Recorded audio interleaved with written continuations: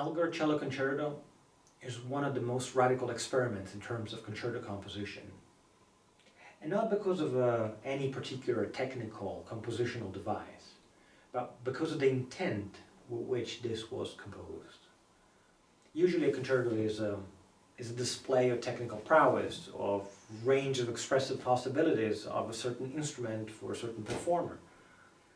But in this case, the cello is like the voice itself of the composer, speaking the most personal and profound feelings of himself.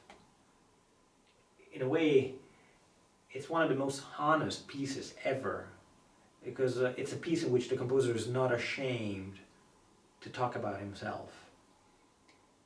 And himself is Edward Elgar in 1918, which means at the end of World War I, which means a composer that has been struck and shocked by World War I, an event that basically compelled him to stop composing.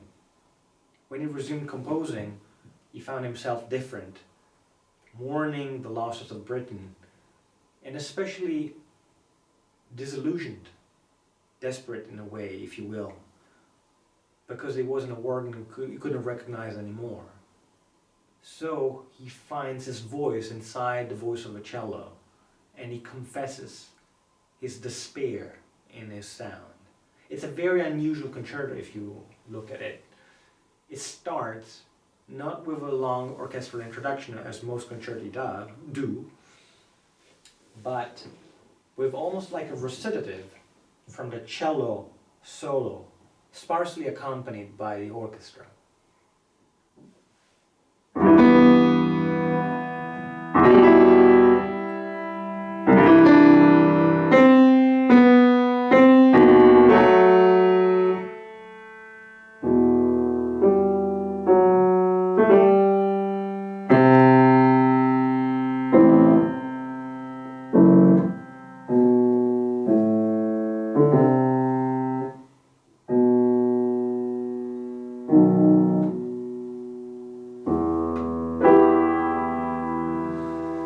It's interesting that this motive that opens the concerto also closes the concerto. You will find it in most of the movements and at the very end of the piece.